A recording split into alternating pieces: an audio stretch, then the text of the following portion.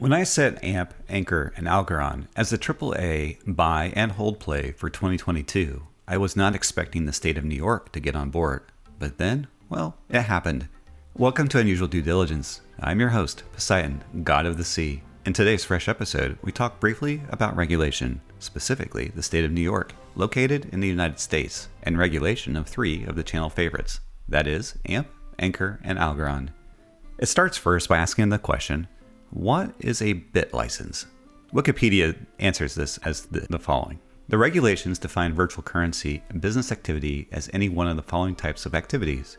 Receiving virtual currency for transmission or transmitting virtual currency, except where the transaction is undertaken for non-financial purposes and does not involve the transfer of more than a nominal amount of virtual currency. Storing, holding, or maintaining custody or control of virtual currency on behalf of others. Buying and selling virtual currency as a customer of business. Performing exchange services as a customer of business, or controlling, administering, or issuing a virtual currency. The two following activities are excluded from the definition of virtual currency business activity.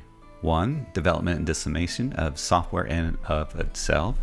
2. Merchants and consumers that use virtual currency solely for the purchase or sale of goods or services or for investment purposes. For our purposes here, the intent behind this regulation is to identify quality cryptocurrency projects that aren't likely to rug pull or introduce other anti-consumer behavior that makes the news. So it's quite interesting to me to see the AMP token, which I expect they will reflect the network's rigorous and thorough approach to ensuring that they abide by all the regulations. But also, two surprises. The New York Virtual Currency Regulations list also had both Algorand and ANKR listed.